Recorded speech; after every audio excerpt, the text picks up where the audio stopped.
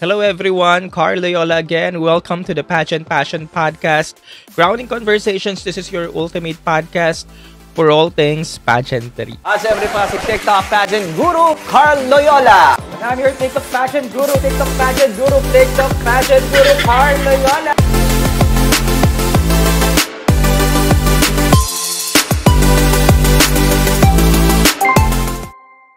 What's up everyone? I'm back. Happy Monday. It's October 6th. And for today's video, hindi to pre-recorded live sa TikTok. Ito ay pre-recorded. Pre-recorded na ganap na in-upload ko ngayong Monday night. Dahil kagabi nga, nangyari ang Mr. Global 2025 kung saan, yun na nga, ay nag-top 10 plus 1 finish ang ating pambato na si Jeter Palomo. So kagabi, napanood ko naman siya pero tinabad ako mag-live sa kabilang app. Pero dapat nag-live na lang ako sa kabilang app para nasabi ko na rin yung thoughts ko. Pero dahil nga hindi ako nakapag-live, so wala akong ma-upload ngayon. So ito, nag-upload tayo ngayon or nag-record ako ng aking thoughts sa nangyari kagabi. At ito na nga, in-upload ko na siya ngayon sa ating YouTube channel. So sa lahat ng mga YouTube viewers ko or yung YouTube viewers natin na hindi nakakaabot ng live dun sa kabilang app sa TikTok. Ayan, ngayon, nandito ako ngayon pero pre-recorded pa rin. Pero yun nga guys ha, sa mga hindi po nakakaabot ng live dun sa TikTok ko, ayan, ito-try ko rin mag-live dito sa YouTube sa mga susunod na araw. Mahanap lang tayo ng time pero pag sa TikTok ko, wala naman akong definite schedule. Pero ang oras ng live ko doon, mostly, gabi siya. Normally, weekends, nights, ganyan. So, kung gusto nyong mag-join sa mga balitaktakan, sa mga random Q&A natin dun sa kabilang app, yeah. Usually, weekends night. So, TikTok, Carl Loyola. Pero dito sa YouTube, maraming salamat pa rin sa lahat ng mga nanonood, sa lahat ng mga laging nakikinig habang nagtatrabaho, yan, nag-gym, nag-workout, o kung ano man ginagawa nyo habang nakikinig, ginagawang background tong ating podcast. Maraming salamat. So, mag-comment lang kayo dyan kung nakikinig nga kayo para alam ko kung sino yung mga nakikinig. At mag-like na rin kayo. Huwag nyo na rin kalimutan mag-like at mag-subscribe para tuloy-tuloy lang tayo sa mga susunod ba nating ganap. So yeah, hindi na nga rin masama ang inabot na finish ni Jeter Palomo kahapon sa Mr. Global na 10 plus 1. Kasi unang-una, madalas nga natin sinasabi na mahirap talaga mag-back-to-back sa Mr. Global pageant. And for over 10 years, hindi talaga natin alam kung anong hinahanap na prototype nila. Minsan hinahanap nila yung mga lean tall guy, ganyan. Minsan talagang buff, ganyan. Pero yung nanalo kahapon, si Mr. Spain, bagets, baby boy, ganyan. Pag-usapan natin yan mamaya.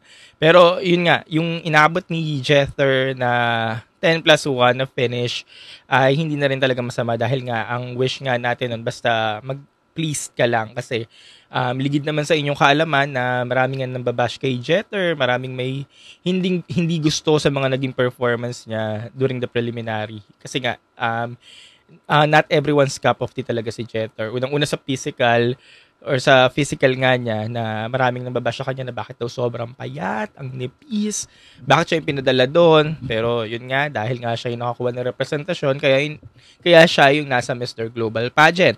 So si Jeter, pang 11 na candidate na siya ng Philippines na isinabak sa Mr. Global. Though pang 11 man, talaga naman na ipamalas siya pa rin yung galing ng isang Pinoy at hindi niya tayo pinahiya. Yun nga, kahit maraming nambabasya kanya, yung gawa nga ng physical attributes niya. Pero talagang lumaban siya at talagang ang pinaka strength ni Jeter talaga yung Q&A niya.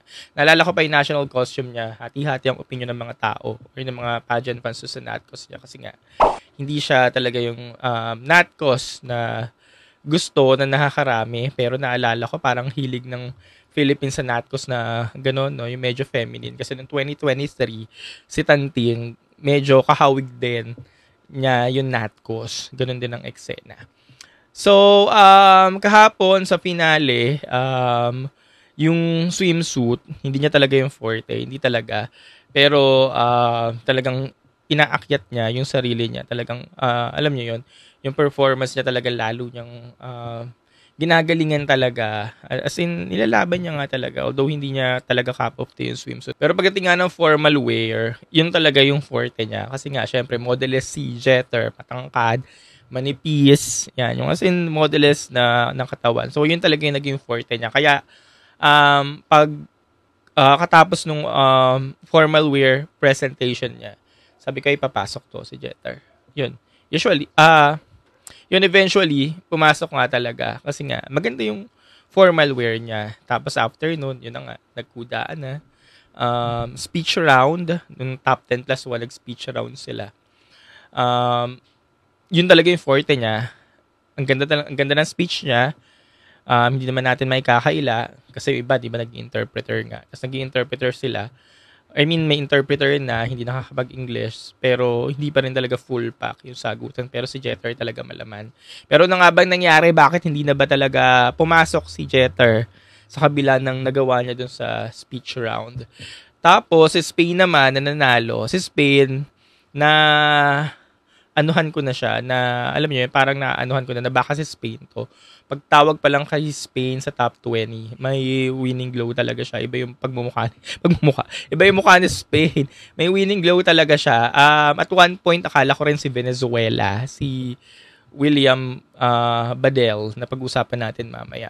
Akala ko rin si Venezuela, sabi ko baka yung Venezuela na ito ibigay. Tsaka, kumbaga sa mga babae, sa mga female contestants, si Venezuela talaga, si William Badel, yung pakak na pakak, talagang complete package. At nakakapag-Ingles, Venezuelanong nakakapag-Ingles. Kaya, ayun, full pack talaga siya. At one point, akala ko siya na, pero pag nakikita ko si Spain, iba talaga yung winning glow ni Spain. Kaya hindi na rin ako nagtaka kung bakit siya. Kasi, kung yung organization, yung Mr. Global, tumingin talaga sa kabuuan nung contestant. As in, lahat, package, ganyan, baby boy face, katawan. And, ayun nga, talagang malakas yung aura sa stage. It's Spain talaga. Kaya, hindi na rin ako nagtaka kung siya. Kasi, umpisa pa lang nung tinatawag na siya sa top 20, nag-swimsuit, ng formal wear. Si Spain talaga yung malakas. May winning glow talaga pagdating sa stage. Ayun nga, malakas yung aura. Tapos, si Jeter, what went wrong by Jeter? Yun nga, sabi nga natin kanina, medyo sablay-sablay talaga yung swimsuit niya, hindi niya talaga yung forte.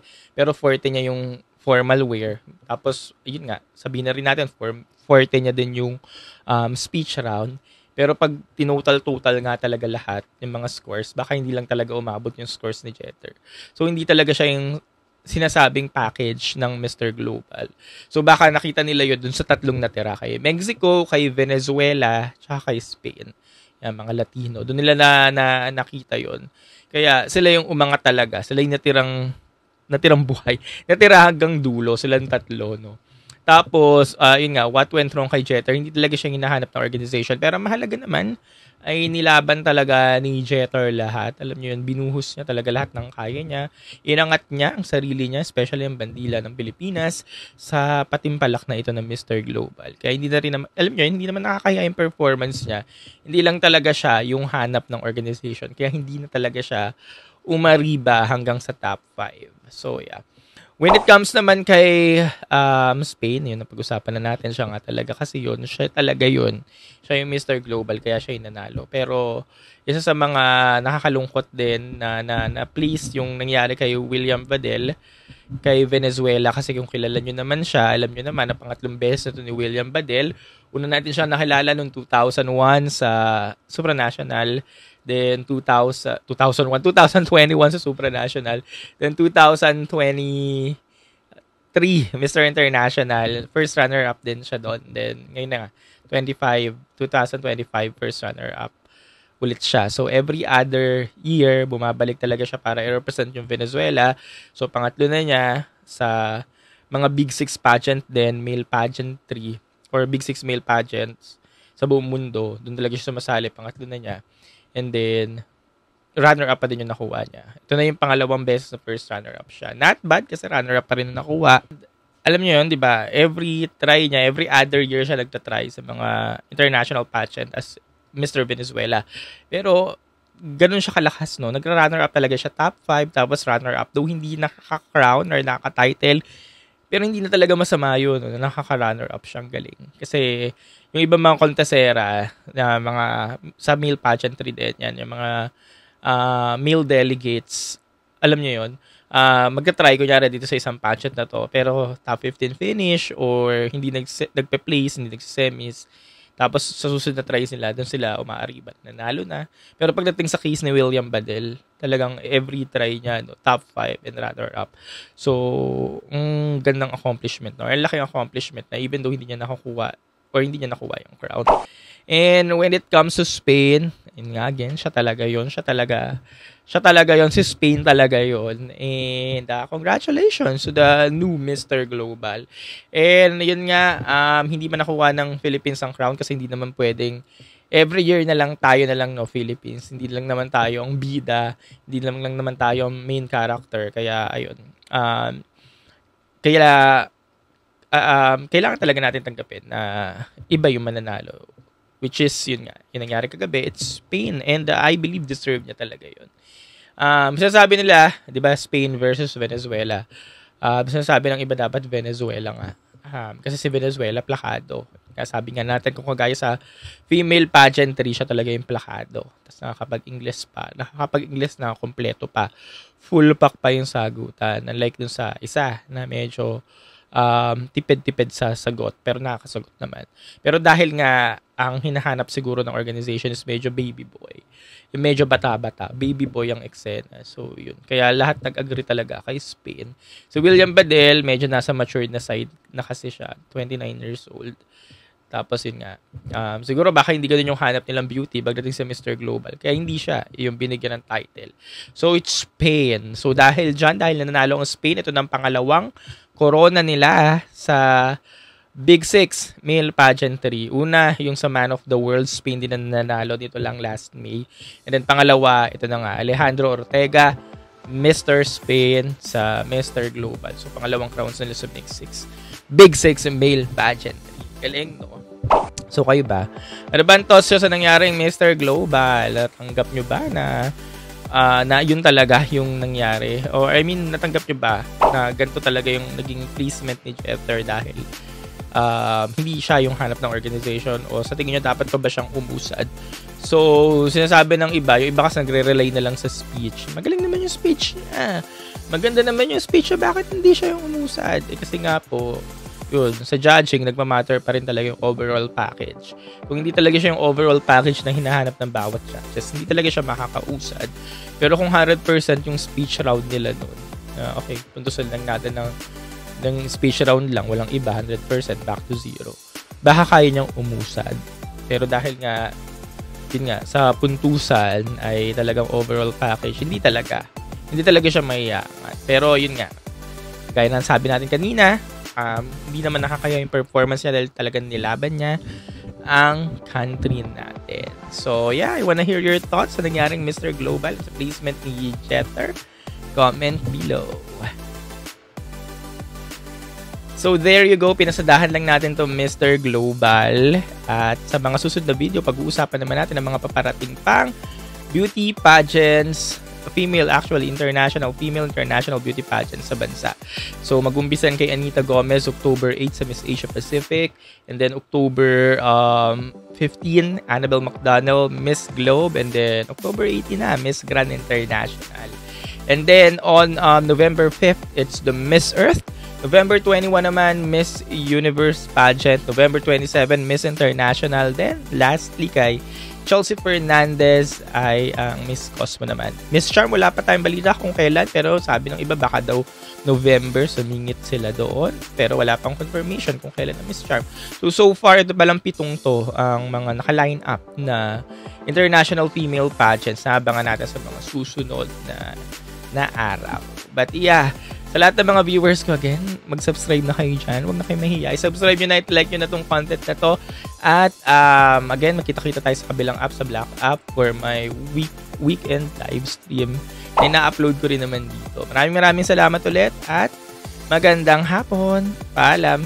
Siyempre pa si TikTok Pageant Guru Carl Loyola. And I'm your TikTok Pageant Guru, TikTok Pageant Guru Carl Loyola.